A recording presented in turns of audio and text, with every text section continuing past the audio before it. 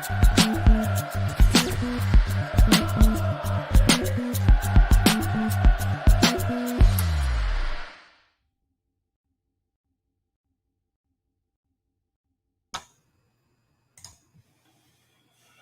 is the Royal Blue podcast. It is live and we are streaming across YouTube and Facebook. Hello, everybody. My name is Ian Croll and I'm joined by Matt Jones from Liverpool Echo Sport and the Blue Room podcast. Matt, how are things?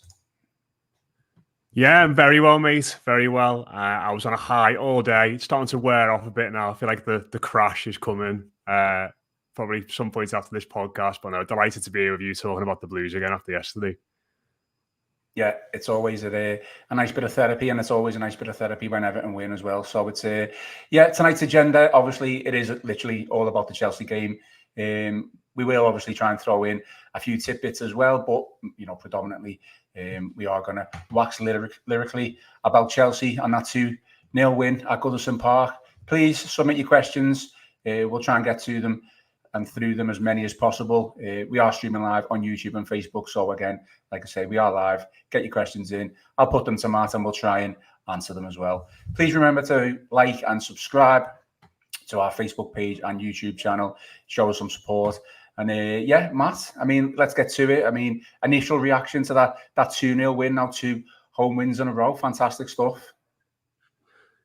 Yeah, amazing, mate. I just love so much about yesterday. I've been a bit ill like a couple of days before and I wasn't sure if I was going to make it to Goodison on Sunday, and I was so close to selling my ticket and I just stuck it out and managed to get over the 24-hour bug that I had. And then, everything about it, from the that low sun you get at Goodison in the winter that sort of, makes everyone on the Gladys Street put their hands up and cover their eyes. The way the team played.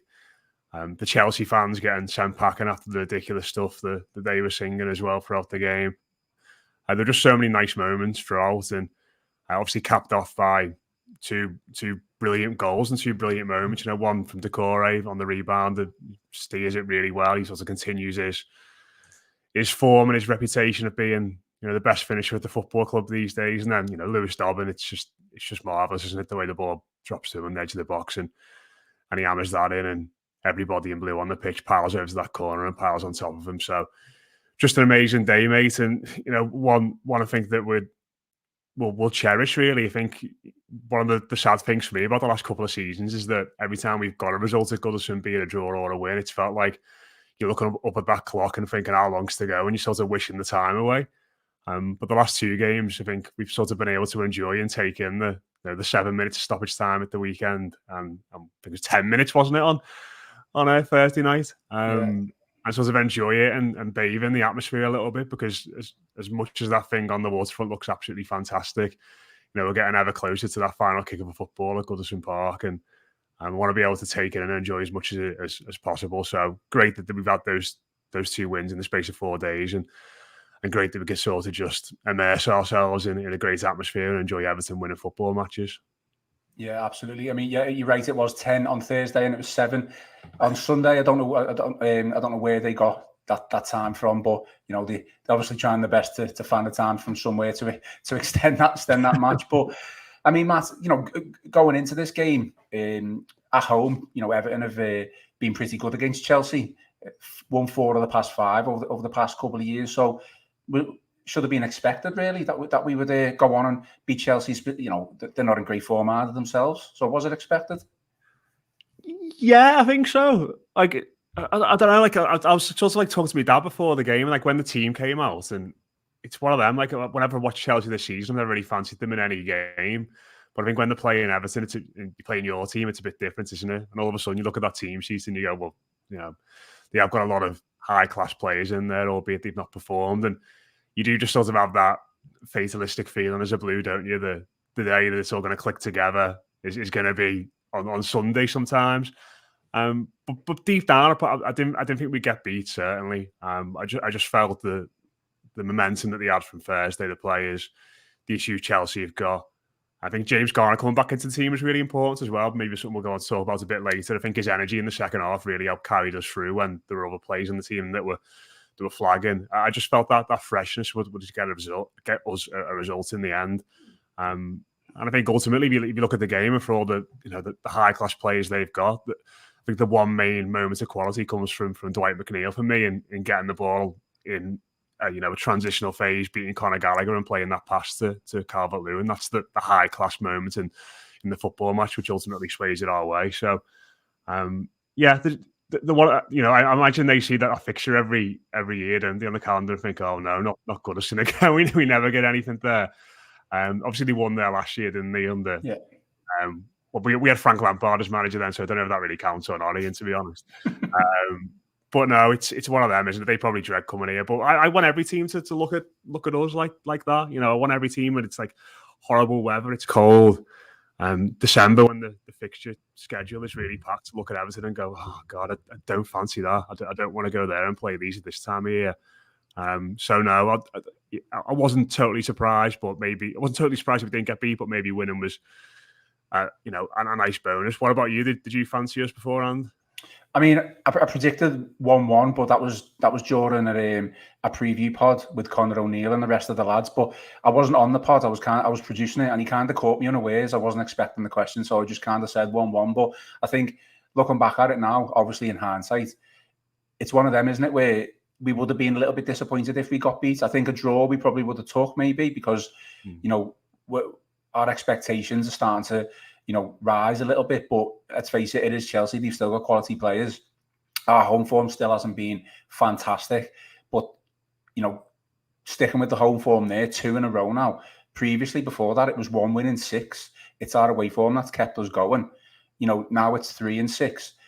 Teams have come to Goodison not really fearing us now after these 2 wins.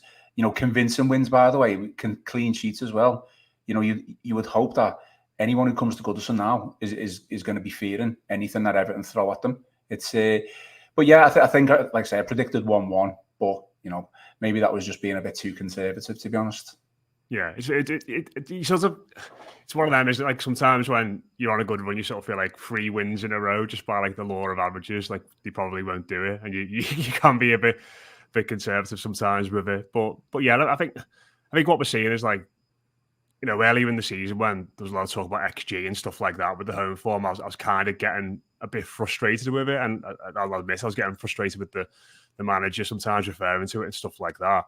But I think people who look very deeply at these sorts of things and the figures were all kind of of the opinion that this would eventually come round and things would start to improve for us. And that sort of looks like the way it's gone. And if you look at like the performance maybe at the weekend and against Newcastle and some of those other ones earlier in the season, maybe there's not loads in them, apart from the fact that we take our chances. I mean, certainly at the weekend, it's probably the most clinical we've been in a home game, would you say? You think about the Newcastle game, and listen, we scored 3 at the end, and it was a great rally to finish Newcastle in the way in which we did. But we had loads of chances in that first half, didn't we? Calvert-Lewin fires over, McNeil drags one wide. There's a few other ones from set pieces as well. At the weekend, we have the Harrison volley from the edge of the box, don't we, in the first half? Yeah. Which is sort of flashes wide, but then McNeil has that shot, doesn't he, which Sanchez saved. But there's not like loads of chances which we've missed. Is there like recent home games? The 2 opportunities, the 2 big opportunities come from for Doucoure and Dobbin, and we're on them and we take them. So maybe it is just Sean Dyche said, didn't he, before these 2 home games, what's the difference between the home form turning around, and he said putting the ball in the back of the net, and maybe it is just that simple, and we've taken our chances in these 2 home games, and that's why we've won the 2 games. I mean, it seems like a million miles away now, or a million months ago, but the Fulham game seems to be the case in point, really. The amount of chances that we had during that game, I don't know how many it is off the top of my head, but we had a bucket full of chances and just couldn't score, and then inevitably concede late on, lose the game. And a couple of the games since then went that way, didn't they? I think I missed the Wolves game and I missed the Luton game, but I don't know whether the Luton game could maybe fall in this category. But I know we had a couple of chances against Wolves as well. And the Newcastle game seemed to be going that way, certainly in the first half, despite playing very well. I thought we did play well. We, like you mentioned, that Calvert-Lewin missed a really good chance. We had a couple of other chances as well. But, to score 3, it's not like we won the game 1-0. We ended up scoring 3. And then obviously with this Chelsea game, we didn't have a bucket full of chances here, but we kind of took them, when we were given the opportunity. And again, it's not just a 1-0, it was a 2-0, maybe even could have been 3, kept a clean sheet. But our home form, again, is just completely transformed now. Like I say, teams won't be looking forward to coming to Goodison Park, albeit, in the league, the next team to come will be Man City. So they probably won't fear us too much, but I suppose Fulham in the Cup a week today. Actually, isn't it a week today? I'm sure probably more scared of Fulham than City at the moment, to be honest, mate, the way they're playing. True. I mean, a good result for Fulham there against West Ham. I mean, I thought Fulham could have been dragged into that relegation battle there, but they've had a couple of good results. So they've obviously. I mean, I like Marco Silva as a manager. Actually, I think he, maybe he was a little bit naive, and maybe whether he was deserved to be sacked under Everton or not, I don't know, but. I think he is a good manager, and we'll see how that one goes at a week's time. I'm confident that we can pick up the win and obviously progress to the next round of the FA Cup. The League Cup. My mistake there. I mean, Matt, before the Chelsea game, because we picked up points against Forest 3, and then picked up another 3 against Newcastle, it was probably more than a lot of Everton fans were expecting. I'm not entirely sure what you were expecting, but a lot of people kind of described the Chelsea game as a free hit. Did you agree with that? I mean, it's free hit in the sense that we picked up more points and we knew Chelsea would be maybe a tough opposition. I wouldn't say free hit. I think it's hard to look at any home game like that, really, isn't it? Even it's mad because our home form has obviously been a lot worse than our away form this year. But I think you always have that inherent sense going to Goodison, don't you? That we can give anyone a game here on our day. Maybe it's different. It's been different going away from home in recent seasons, but certainly not at home now. And I suppose the other factor, which was well broadcast before the game at the weekend, was that if you take it on purely football and circumstances and take the ridiculous 10-point deduction we've had out of it, Everton have been better than Chelsea this season, and I think you saw why at the weekend in that sense. For all the players they've got and the illustrious manager they've got on the sidelines. No structure, no real idea of playing, no consistency. Didn't really feel like there's any partnerships on the pitch there for them. So from that sense, I didn't think it was a free hit. I think like the set of games. I think if someone had said to you after that United result, you can get 6 points or 5 points from that, I think you probably would have taken that. 5 points means you've not lost. 6 points means you've got 2 wins on the board. You probably would have taken that. And I think maybe the fact that we've got 9, it goes to show how much credit the Sean Dyche and the players deserve, really. Because I think that United game, the build-up to that was so massive and so intense. And it was almost like the fans are so annoyed, are so angry, and the protest is going to be so great and the atmosphere is going to be so boss that it's going to carry us through to this win, regardless of what happens on the pitch. And that Garnacho goal just punctured the balloon for everybody, didn't it? And it was one of them where coming off the ground that day, I think certainly me, I don't know what about yourself or anybody else listening or watching to this but it was kind of like, God, maybe this 10-point deduction will take a bigger effect on us than we all realise. And you start to think about the negative aspects of it a bit more. And it would have been easy, I think, for that to creep into the player's mind. Maybe not the manager so much, because he is very much, what you see is what you get, isn't it, with Dyche.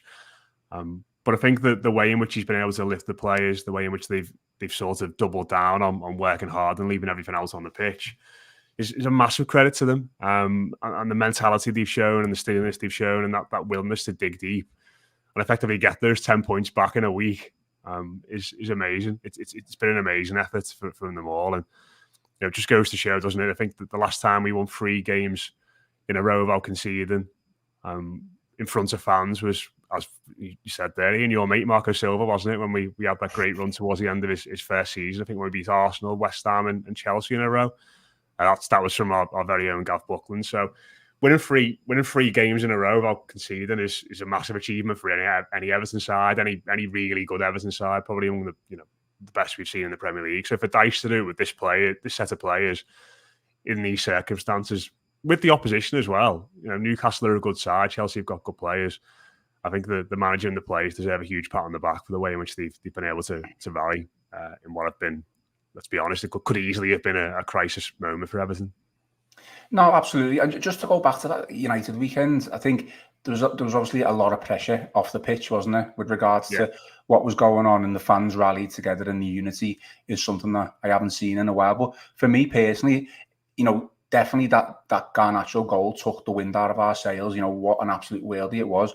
But having, seen the results that Luton and Bournemouth had secured on the Saturday, that kind of got me panicking a little bit, and that was a kind of kick in the teeth, because prior to that, both teams weren't winning at all, and then it just happened to be that they picked up some, like, the first win in a while. I think the weekend, obviously after that we'd got the points deduction, and we were having to play United. So I think maybe, I don't want to speak for obviously the 40,000 Everton fans that went to Goodison Park, but a little bit of nerves based on the fact that, hang on a minute, everyone's talking about Everton being far better than 3 teams in that league, and it's obviously looking that way. But at that time, when other teams around you started to pick up results, it did, like, kind of nerve me a little bit. And obviously that is, again, that weekend seems like it seems a million miles away now, because the 3 results that we've had,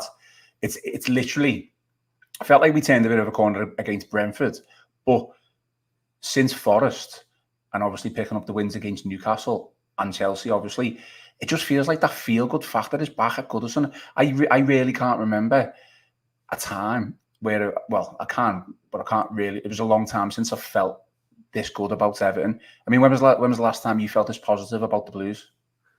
Oh, it's God. I think you're going back to probably early part of Ancelotti's second season, when we had Rodriguez, and we won those first 8 games in a row in all competitions, and it was like, wow, what are we actually watching here? And obviously in the end, that all came.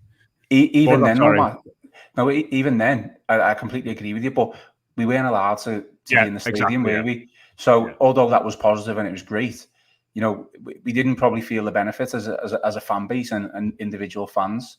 So I completely agree with you. For me, it's more like Martinez's first season, or like, under Moyes, maybe, when we were getting to, like, it was us against the world, and we were, getting to League Cup semi-finals and FA Cup finals. Even under Koeman, when he kind of like steadied the ship in his first season, finished 7th, was it 7th or 8th, I think. Yeah.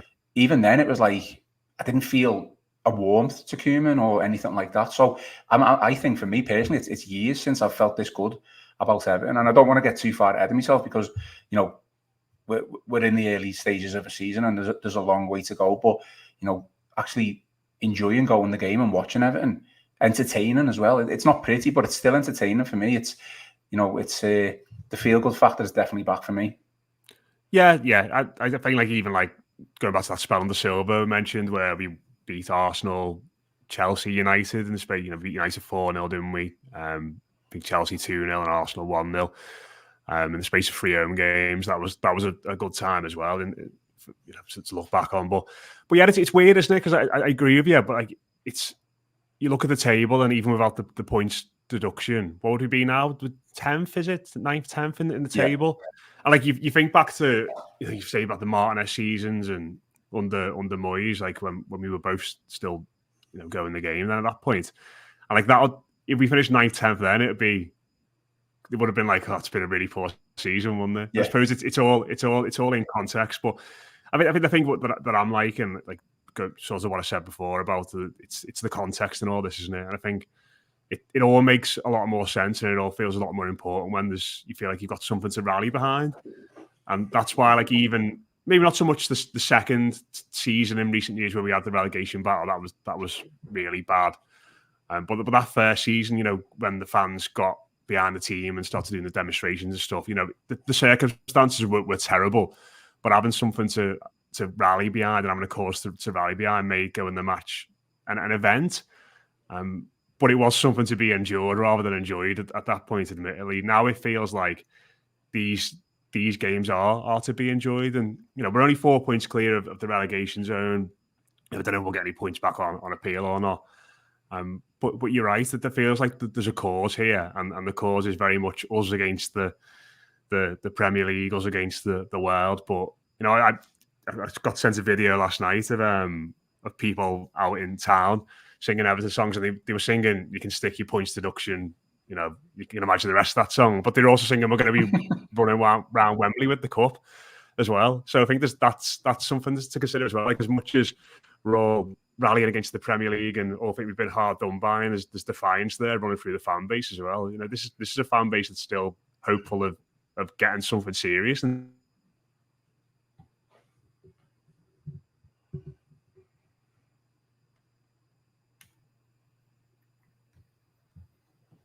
just went off there a little bit. Are we back? Yeah, sorry, Matt, you cut out there. Go on, continue on what you were saying. Yeah, I was just saying, obviously Fulham's a winnable game in the next round of the cup, and then who knows, semi-final. It's 2 legs, but you're 2 games away from Wembley then. So there is a chance here for something totally salvageable from this season, and if we can keep chipping away at that, the teams above us, and bring the likes of Forest and other sides back into this relegation battle, and just sort of put that behind us, regardless of whether we get points back or not, then all of a sudden you could potentially have a real go at a League Cup semi-final in the new year. And listen, I don't want to jump to conclusions, because Fulham are a good side. They've beaten us plenty of times at Goodison in recent years, haven't they? So don't want to get ahead of myself there, but there is an opportunity for something really good to come out of the season, and it's not just finishing 15th, 14th. We could, if we play well, go to have a final at Wembley in February to look forward to. I mean, you sort of look at that now, and obviously you wouldn't want to get Liverpool in that draw, would you? By any means going forward, but you'd kind of fancy us against anybody else. Newcastle, Chelsea is the other semi-final. One of the other quarterfinals, we just levered both of them at home. There's reasons to be optimistic here. And listen, the manager will be professional only, as he always does, one step at a time. He'll be doing all his Dycheisms in the press conference going forward. But you're right. I think there is real reason to be optimistic about what's being built here, because we've already seen a lot of progress in circumstances which aren't really set up for a team to make progress and a team to develop. So if things settle down more, we get safe, and we can really throw ourselves in that cup competition, then why not? Why can't we have a cup final to look forward to in the new year? Yeah, absolutely. I mean, I don't know about you, Matt, but I don't want the points back now. I've come to the conclusion that they can, stick the points. I genuinely don't care, because I think we will be good enough to stay up regardless of the 10-point deduction. So it could be another Everton first, the first Premier League team, or first Premier League team in history to be deducted 10 points and still stay up. And then imagine if we get in Europe, mate, if we get them back. I mean, obviously, a lot of people are suggesting that now, because we are 10th. I think we're about 6 or 7 points away from a Europa League position. Or a Europa Conference League as well. I'm probably maybe 5 or 6 points away from that. I'd have to double check the league table. We'll have to see how this Christmas period goes, because we know suspensions and injuries are now starting to. They're not piling up, obviously, but they're starting to have an impact, and we don't know what's going to happen with that. We know the squad is threadbare as it is. It was probably the first time in a long time on Sunday against Chelsea where we were able to bring players onto the pitch, from the bench onto the pitch, and we were able to have an impact. We know Dyche doesn't particularly like to make too many subs, but he did use his bench on Sunday, and we all know what happened there. Anana came on, had an impact, and we know Dobbin came on and had a massive impact as well. So we'll see what happens with Europe, Matt, but I like to say, I think if we got Europe through winning the League Cup and stayed up, and not getting the points back, I think that could be an interesting one. I'm sure a lot of people would disagree with me. They all wanted 10 points back, but I think it would be stick it to the Premier League a little bit and say, well, we don't care, we don't want the points back. We'll just do it ourselves. So that could be an interesting scenario. You say that, mate. If we won the League Cup and stayed up, you wouldn't see me for weeks. I won't be available for a podcast for a while. No, I'll celebrate you. My word. No, absolutely. So whatever way you want to look at this, Matt, I've either done my research or I've done a little bit of stalking, but I was looking through your Twitter over from the past couple of days, and I'm just going to read a tweet out that you posted, and it's you're kind of in the same mindset as me a little bit, or you have been previously. So, quote, ready to eat humble pie over the manager in the 11 months since he's come in. It's remarkable what he's done when you look at it overall. So that's a tweet that you posted over the weekend. So other than the victories, Matt, is there anything else that has changed your opinion on Dyche? I mean, obviously winning is going to change your opinion. about a manager and the football team. That goes without saying. But like I say, is there anything else that's changed your mind on him as a manager? I think he's been really true to his own word and messaging. Like going back to what I was saying at the start in regards to the XG and stuff like that, and how he sort of stuck by that. I think after a few weeks, it could have been easy for him to just sort of break away from that and start, losing this, it's cool a little bit in press conferences and maybe snapping a little bit. But he stuck with it all the way through. And I think one of the other things he sort of said as well when he came in is that, whenever, for Evertonians in the past, whenever we've lost, we've been down here, and whenever we've won, we've been up here. And he's just sort of tried to be a bit of an anchor to perspective in that sense and try and just keep cool all the time. And, it would have been easy for him after the game on Thursday night or the game on Sunday to come, marching out onto the pitch a la Frank Lampard and giving it loads to the Gladys Street after, 2 huge wins. And, that he would have been well within his rights to do that. If I was the Everton manager and I'd seen the team win like that, Goodison, I would have been out there giving it loads and getting amongst it with the supporters. But he just sort of shakes the hand. He does his little applause and he's off, isn't he? And I think he's been very true to his word in that sense. I think he's trying to maintain a level of calmness. And I think when you are in a bad run, that can be a bit annoying as a supporter. I think when you feel like you're not playing well and you're not getting everything from your team, I think as a fan, when you watch those press conferences, you want to see like a bit more like emotion and maybe like a bit more passion. But he just sticks to what he says. He sticks to his message and he's consistent with it all the time. And I think even throughout all the stuff with the points deduction, being constantly asked about that. You go back to last season when he was constantly asked about Calvert-Lewin every week, and listen, it's totally understandable because of the huge stories for Everton. But he's kept his cool and he's maintained it, and he's been pretty much true to his word ever since he's come in. And yeah, like towards the end of last season, I have to admit, like if Everton decided to go away from Dyche and bring in somebody else, I wouldn't have been made up. I wouldn't have been devastated. It would have just been, I totally would have kind of got it either way. But sitting here now, I'm delighted he's still here because I don't think there are many people who would have been able to get more from this squad of players, certainly. And I don't think there are many managers certainly around who hit with a 10-point deduction would subsequently get 3 wins from 4 games when you've played United, Newcastle, and Chelsea in that time as well. So he's definitely won a lot of people over in that time. I know there's been people who've been totally behind it from the start, but for me, certainly, I've just been so impressed by the way in which he's managed the situation, both on and off the pitch in the last few weeks. But you said you're in the same situation yourself. As you sort of come around a bit now? Yeah, I think, without going around the houses about it, at the time we weren't winning football matches. We were losing football matches, so you're not going to be too happy. My initial concern at the time of the poor run of form that we started the season in was that we would more than likely win a couple of games, and then come say February, March, we would still be, or very much still be in the relegation dogfight, and then it would be a case of do we switch for another manager? Because inevitably we could have ended up having like one really bad, poor result where we ended up getting beat 4-0. This is just all in my head, thinking, are we going to get one really bad result? And then it's like, well, that's it. Like, he's got to go now. So come March, we're going to have to get another manager in who's going to save us from the drop.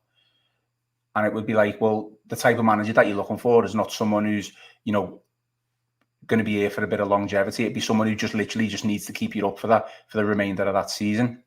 So it was kind of like my mindset was, does he need to go now so we can get, like, just as an example, like a Graham Potter in, someone who would be a bit more, pragmatic in his approach and, a bit more, forward thinking in how he would play football and stuff like that. And it would give this new manager time to be able to implement his ideas.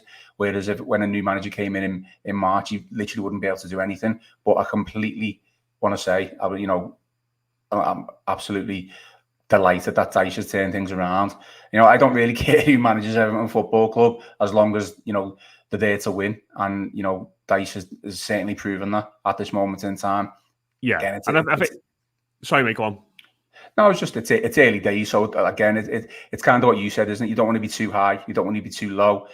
Kind of just steady, solid in the middle. And I think despite the fantastic results that we've had over the past 2 games, it's hard not to, feel ecstatic about what's going on.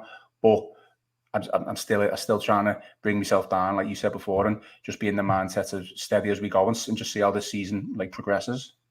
Yeah, and I think what you've seen as well, like the extra time he's had, is like the improvements in certain players, like at the club as well.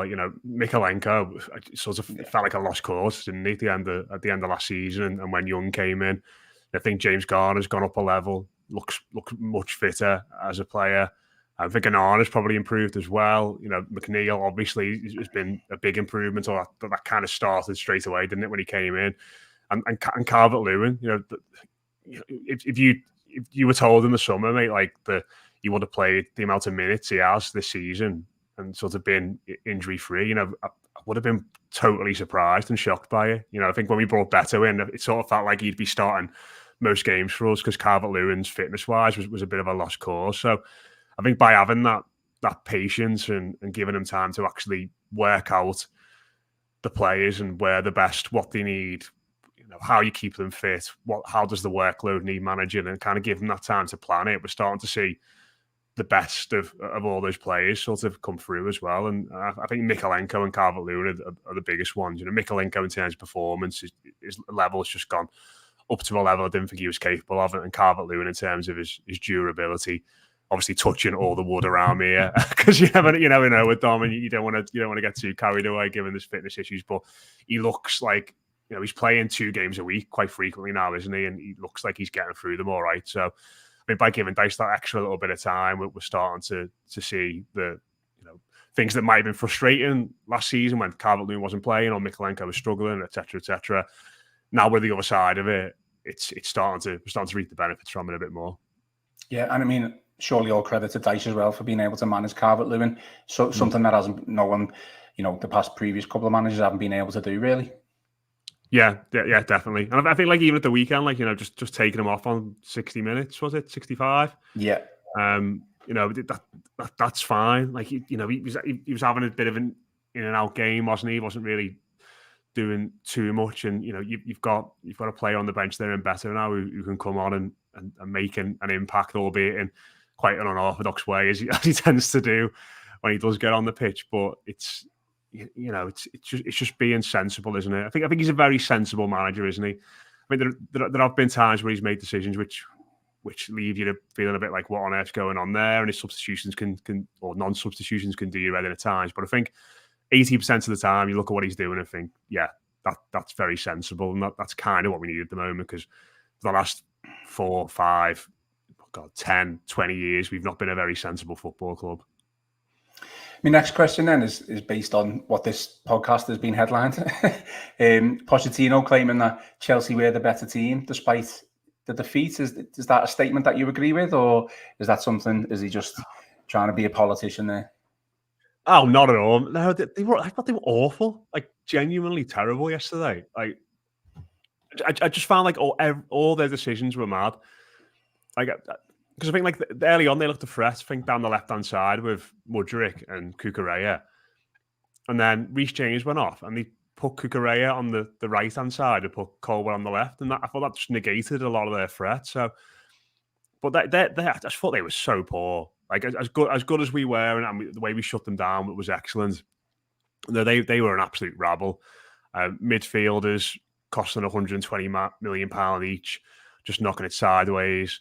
Conor Gallagher running around like an headless chicken, just kicking people up in the air. I mean, how didn't he get booked? My word. Breuer up front, just in and out. Branthwaite seemed to have him off pretty much every time they went into a duel. No, I didn't think they were the better side at all, mate. I thought their number 5, Badiashile, had quite a good game, but he switched off for the first goal. But yeah, I don't know what Pochettino's on about there. And after the game, he came out and said that he feels like they need to sign more players. It's like, you're kidding. Yeah. How much was it? Over £1 billion they spent in the last 3 transfer windows, roughly. And there's us getting our 10-point deduction for being apparently not a sustainable model. It's absolutely insane what's going on there, and it sort of feels like he's going to end up the same way as any other manager, and things won't change for them until they get some clear direction from the top of the football club, because they're just an absolute rabble. They were so fractured throughout, and it was just good. It was just good to see them bullied, and like I said earlier on, it was great to see their fans send packing as well with the ridiculous stuff they were singing. And just as an aside, massive credit to the football club for sticking the food banks logo up on the screen every time Feed the Scousers or Sign On got an airing from their supporters. Just absolutely ridiculous behaviour and a touch of class from Everton. So yeah, Chelsea embarrassed themselves in a few different ways, I think, on the pitch with the fans, and some ridiculous comments from the manager as well.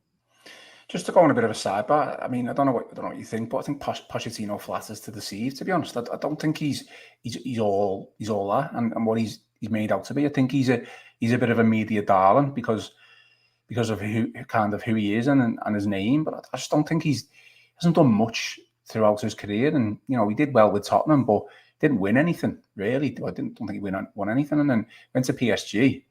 And did he win the league? I think he won the league, but yeah, I think he won the title. I think he lost it one season though, didn't he? Was it? I mean, I think it was Lille beat them one year, like to it. But yeah, he's just, I don't know. Like, what you sort of look at his career now. It's like, when did he last do a good job at a club? Was looking what? It's not Chelsea. It's Tottenham, isn't it? Like, that last Champions season, League final, but obviously lost that one. But even that season, I think they were pretty poor, weren't they? Like, I think they were like 8th or 9th in the table. Then obviously they started the next season badly, but yeah, it's just a bit of a. To be honest, mate, like I totally forgot he was their manager until after the game yesterday, and I saw like those quotes. It's like, oh yeah, it was him. Like he was dressed up sort of like a Thomas Tuchel impersonator, wasn't he, with the long coat on and a baseball cap on the sideline. So yeah, it just feels like a weird fit. And they've obviously lost to United, didn't they? Lost to us. They got some dreadful home results. And it sort of felt like they were going to turn the corner after they drew against City and beat Spurs, but there are massive issues there in that setup. I mean, they've got a captain who can't stay fit, haven't they, as well? Reece James just used to go off injured every single week. So, yeah, I don't know what he was talking about at all. Did you think they were the better team? No, absolutely not. I mean, I suppose I can kind of get what he means, because I think, actually, no, I've changed my mind. I actually don't know what he's talking about, to be honest. We won the XG, didn't we, as well, I think? Yeah. Well, very narrowly, so. I think he's just, he's obviously trying to come up with excuses, and the fact that he did come out with, we need to spend more money is basically trying to defer the blame from him. Inevitably, that's what he's trying to do. I mean, I still like his suits. I know he was in the old tracksuit on Sunday, but he doesn't have to pull off a good suit. Yeah, so. Dyche beat him in the suit battle as well, when in a manager clubber battle on the sideline. Even I don't know. That I think managers go into those sorts of phases where they put mad gear on, don't they, when they're about to get sacked. I remember Marco Silva went down a bit of a similar route, didn't he, where he was turned up to games looking like me, unshaven, and his hair all over the place in trackies. It's like, yeah, the end's coming for you, I think, Marco. But yeah, I think Pochettino is very much in that same bracket. Well, you might be able to shed a little bit more light on this. I think I don't know whether it has been confirmed, but just reports that Nicholas Jackson won't face any retrospective action for his actions after the game at Goodison Park. So obviously, for anyone who didn't see it, who doesn't know, he kind of grabbed, well, not kind of, he did grab Nathan Patterson's neck before being dragged away by teammates and stuff like that. So he's not going to face any action according to reports. I mean, like I say, can you shed anything on that, or is it? I mean, what do you think of that? Is it absolutely disgusting behaviour, to be honest? Oh, it's ridiculous, yeah. But it's, I think it was weird, wasn't it? Because Patterson just seems to go over to shake his hand, and then he doesn't want to shake his hand, and he slaps Patterson's hand away, and then Patterson sort of gives him a little shove, and then he's up and he's after him. So yeah, it was just weird, wasn't it? It was just a really weird moment. But I also read this morning that he's got 8 yellow cards this season, and none of them have been for fouls. So he's obviously very petulant and got a lot of bookings for dissent. I don't know if he's got any for diving or not, but yeah, it was just weird. But I don't know about you. Like I've kind of liked the last 2 games where it's all spilled over a little bit after we've won, and obviously on Thursday it was all very much Jordan Pickford centric, wasn't it? And he was very much the pantomime villain. But yeah, I quite like the we're beating teams and then they're really annoyed about it and kicking off. It just adds an extra layer of satisfaction to the win, doesn't it? That you see other players crying and whinging at the end of the game. And I think it proves that you're doing something right as well. Getting under opposition's skin. You don't want players coming to Goodison Park or opposition players coming to Goodison Park and enjoying it. You want them to having a tough and torrid time, something that hasn't happened in a while. So the fact that these opposition players, Newcastle, Chelsea, have reacted the way they have, it just proves that for me that we're doing absolutely everything right, and long may it continue. Yeah, I mean, in Michael Ball's column, which has gone out tonight, he talks about how he felt like he had to do that sometimes against the opponents. He talks about when he was winding Jimmy Floyd Hasselbank up, and then Hasselbank elbowed him in the face.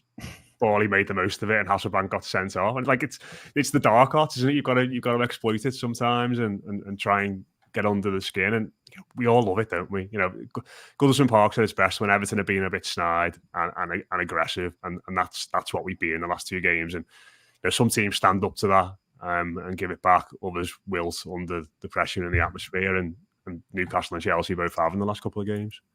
Yeah, absolutely. I just want to touch on individual performances quickly, Matt, then. So I want to we've kind of touched on him before, but Mykolenko, what a massive upturn in not just his form, because he obviously is playing well, but you can tell he's an actual footballer now. He's an actual fullback, and a really good one at that.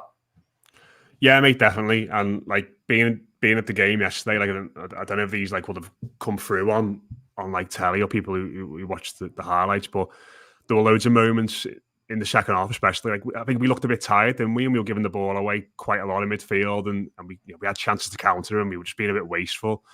And they were getting it back and trying to counter on us while we were stretched. And there were so many times when he got a foot in on somebody bursting forward, or he came inside and shut down a counter attack. And the amount of times that happened, and then when the play broke down, it was either Tarkowski or Branthwaite or Pickford that were going up to him and geeing him up and being sort of, well in, mate, that was boss. So many times that happened in the second half, and it's just one of those players, isn't he, that everyone in the team seems to love and really want him to do well. We've seen how everyone goes over to him when he scored recently and celebrates. We've seen, like I said, the weekend, whenever he makes a great defensive play at the moment, everybody's over to him, giving him encouragement and geeing him up. So just seems like a really likable lad and somebody who's really developing as a player as well. And I think, like I said earlier, I think you could argue that he's Dyche's biggest triumph as a manager since he came in, really. And you're looking at it and it's have there been many better left backs in the league this season? Really? You may say maybe Digne at Villa has had a good season, hasn't he? But aside from that, there's not loads really. Obviously Robertson's been out injured for Liverpool. City don't really ever play with one. Chelsea seems, that Cucurella, my word, he's dreadful. There's not many, I think, in the league this season that have played as consistently well as him. And to be saying that and putting him in that, even in that conversation after some of the performances he put in last year, is massive credit to him. He's come on loads and loads, and I don't know about you, but probably our best player this season, I'd say, along with Branthwaite. If we're doing it now, I'd say it's probably between them two. Yeah, I'd go with Branthwaite, but I think I'd give Mykolenko most improved. And to be honest, I'm going to say this quietly because I don't want anyone shouting at me, and I don't want you shouting at me, Matt. But does Rafa Benitez deserve any credit for the signing, or does the credit all just go to Dyche? or Marcel Brands, wasn't it? He was still at the football club, wasn't he? Then? Oh, was he still there? I thought it was. Maybe he'd been sacked, but I don't know. Maybe they he went. No, go on. I was going to say maybe they went on his desk and looked at the files and the plays he'd been scouting and just thought, yeah, we'll go ahead and get this one anyway. But yeah, I don't know, mate. Unpicking who signed who at Everton in recent years is a tough business, isn't it? It could have been Bashir. He could have gone and got him. Who knows? Yeah, absolutely. I do remember that week. It was an absolutely crazy week where Digne wanted out. We ended up getting Mykolenko, but in terms of the actual timeline, I'm not too sure. I think obviously it was signed under Benitez, but let's just say full credit to Dyche for Mykolenko's upturn in form. Calvert-Lewin, and just very quickly, you kind of touched upon him again earlier. When he went off after about 60 minutes, he probably didn't have his best game, but he was still impacting the game. You know, the amount of headers that he won, he was putting himself around. How did you assess his performance? And does he just kind of need the goal? I suppose, you know, he has scored goals this season. It's not like he's desperate for one, but does he just need a goal? And obviously he missed that chance against Newcastle, which was obviously, you know, a bit disappointing. Yeah, maybe, but like I sort of feel like, listen, Beto's hilarious, and you know I love him, but you sort of look at when he's on the pitch, and I think there's a bit of this yesterday. Like you kind of realise what Calvert-Lewin offers you other than goals as well. Like I think like Chelsea really came into the game a bit more when Beto came on. And like I sit in the Gladys Street, and like in the ground, like I thought that the chance that he had before Doucoure's goal was actually like a really bad miss, but watching it back again, I think he's actually quite brave to go in and try and get it, because I think it's one of them. The keeper's so close to him, it's hard to score, and you know you're going to get smashed into by a keeper flying out. You're trying to block it, so I think he's been pretty brave there. And listen, again, like thinking about all the injuries he's had over the past few years, you know, putting yourself on the line like that and going in for that tackle, I think he deserves credit for. So yeah, he's obviously not scored goals recently, but it's just one step at a time with him, isn't it? Really, you know, he had a great comeback when he first came back into the team this season, and the goals were flowing. But as long as he's contributing to the team, as long as he's occupying centre backs and softening them up, maybe for players later in the game to come on like Beto, and you know, I think as well, it's probably no surprise that Doucoure's been scoring loads of goals since Dom come back into the team, because as a duo they work really well. And if you know, you can't have two centre backs marking Calvert-Lewin, one of them's got to pick up Doucoure, and that inevitably gives them more space. So yeah, I'm not really worried. Obviously, it'd be nice if he scored at the weekend. He chipped in a few more goals, but he's performing well, and I think he's playing a really important role in a side that's in as good as form as any in the league at the moment. So not too concerned. I think that the biggest thing for me is that the pressure's been taken off him, because the whole team's contributing to goals. I think I might be wrong about this, but everyone who's pretty much been, the players in the starting 11 has scored a goal this season, other than Branthwaite. I think, as far I think that's the case. If you go through that 11, obviously not Pickford, Tarkowski, he scored, hasn't he? Yeah, he scored a couple. Yeah, he scored. Young got one in the cup. You know, Michalenko's had one or two goals. Even Idrissa Gueye scored a goal. Yeah. So when you're getting goals across the whole team, that obviously takes the pressure off the striker. And I just think Calvert-Lewin just changes the way we play completely. I think I don't want to bring him up and be critical of him, but Mopai is just he was kind of helpless in that team, because he didn't play to his strengths. So, he didn't put himself around. He didn't hold the ball up, and even when he had chances, clear cut chances, he didn't score. I think we know Calvert-Lewin's not exactly prolific, but he'll do a job, and he'll do a job well. I know you got to go, Matt, so we will finish off very soon. But got a couple of questions. I've just got one question here before we look at Branthwaite. Emma EFC has said, have Patterson and Dobbin earned a start against Burnley? Dobbin probably not. I think he made a good cameo, didn't he, at the weekend? And I was surprised he came on, to be honest. But I think Harrison and McNeil do exactly what Dyche wants, don't they, from the wingers, in terms of working hard off the ball. Patterson's a funny one, isn't it? It's like whenever he plays, he seems to do all right, but Young could be injured at the weekend, so maybe he could get a chance there. But Coleman could be back. It does feel to me still, mate, like Patterson's probably third choice right back.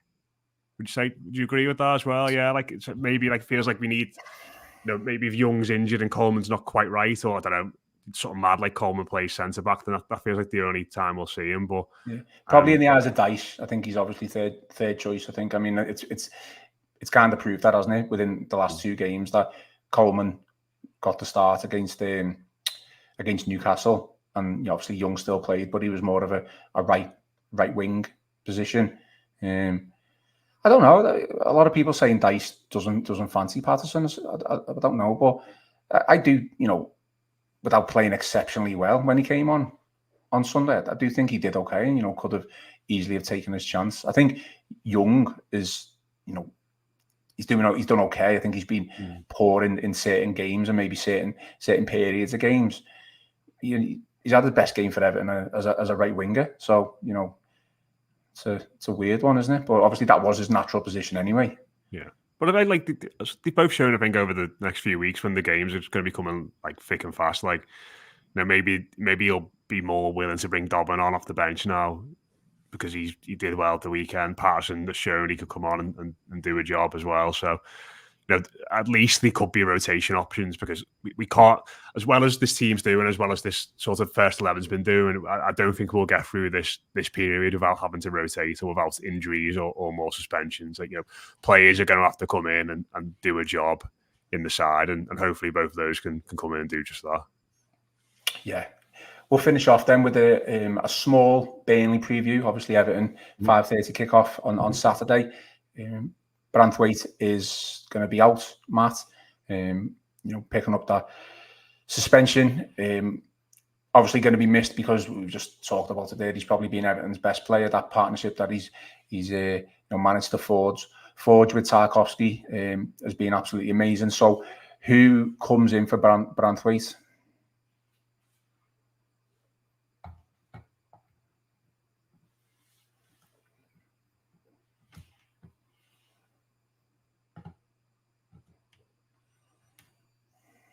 There we go. We're back. Sorry, Matt. I think just lost you there. So I think the last thing, mate, you got me again. Last thing I said was, yeah. Sorry, yeah, sorry about that. I think who comes in for Branthwaite then against Burnley? Well, our very own Joe Thomas tonight has reported that Keane is probably, well, looks likely to miss this game at the weekend. He's got a bit of a knock, so the natural conclusion then will be Ben Godfrey, wouldn't it? It was not been seen for. I mean, has he played a minute this season? I can't even. I don't think he has he? In any game? Maybe he played Doncaster, didn't he, in the League Cup? That night he played alongside Keane, so it'd be a big ask for him. Yeah, I wouldn't be like totally surprised if he went sort of like Coleman at centre back, which sounds mad because he only played centre back in like a 3-man defence. But this version of Burnley aren't like, you know, it's not Chris Wood and Ashley Barnes, is it? They keep it on the deck. They don't really fling crosses into the box, and the forwards they've got are quite nimble. So it wouldn't be a massive surprise, I think, if he went Coleman there either. But I think the thing you've got to do then is you've got to bring Tarkowski from the right-hand side of the defence back to the left-hand side, because, you know, you'd think anyone coming into that setup would probably play on the right. So we're going to have to move things about. It is a massive loss because, like you said, he's been our best player. But players have come in recently and done well, haven't they? Coleman's come in, Patterson's come in, Dobbin's come in, Idrissa come into the side as well. So hopefully that trend can continue. And, you know, players who've been on the bench, like Ben Godfrey should be looking at that thinking, I want to get in this team. You know, James Tarkowski's playing out of his skin. We're keeping clean sheets. It's like physical, aggressive football, which should suit the way in which he plays and all the attributes he's got, which we've not seen enough of for a while. Like this team and the way they play should suit him down to the ground. So he should be looking at that thinking, I'm going to get in this team and I'm going to take me chance. Not necessarily to start every week going forward, but to be an option for the manager. So could be a big opportunity for him, and he should be desperate to seize it. But I don't think there's any getting away from the fact that Branthwaite being out is a massive blow for us. It's going to be very tough to replace. Yeah, definitely. I suggested Coleman, actually, so it's funny that you mentioned that. And the only reason I did suggest it because I just thought it would be a kind of diced team selection and decision to go with that. But obviously, you know, the natural fit would be Godfrey, you know, if he is fit and available to play. So it'll be an intriguing one, you know, on the day, and we'll all be obviously anticipating that team selection dropping on Twitter, you know, 4:30 on Saturday, just to see what Dyche has gone with. But just we're going to finish off now, Matt. But just early, you know, early Burnley prediction. Yeah, I do fancy us. Like it's just one of those grounds I never enjoy us going to, but I think that was largely because we're playing teams managed by Dyche, to be honest. Like obviously now we've got him. Obviously it's his first game back there as well, isn't it? Since he left, so loads of narrative going into it. But no, I do fancy us. They've been pretty dreadful at home, haven't they? Apart from that win against Sheffield United, they've maybe turned the corner a little bit in the last few weeks, but they've got a few big injuries. I think that Koleosho has been their best player, hasn't he? He's out for a while. So yeah, I fancy us to go there. not really have much of the ball, but just do a job on the counter attack and a set piece. So maybe a nice 2-1, 2-0 for the Blues. Yeah, that'd be nice, and obviously that would account for 12 points from the last 4. So we would fully have reclaimed the 10 points back from the Premier League point deduction. So yeah, that would be very nice indeed. I'll go for a win as well. I'll go for an early prediction and an Everton win. I'll go for the same as you, 2-1, 2-1. See how that goes.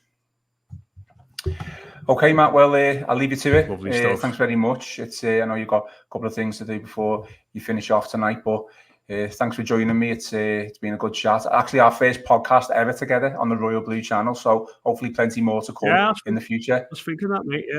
Yeah. Long may it continue. Loads more chat about Everton wins would be absolutely lovely. Yeah, I'll definitely enjoy that over the next couple of weeks or months. Brilliant. Okay, everyone listening on Facebook, YouTube, live. That's all from tonight's show. I've been Ian Croll with Matt Jones, and this has been the Royal Blue Podcast.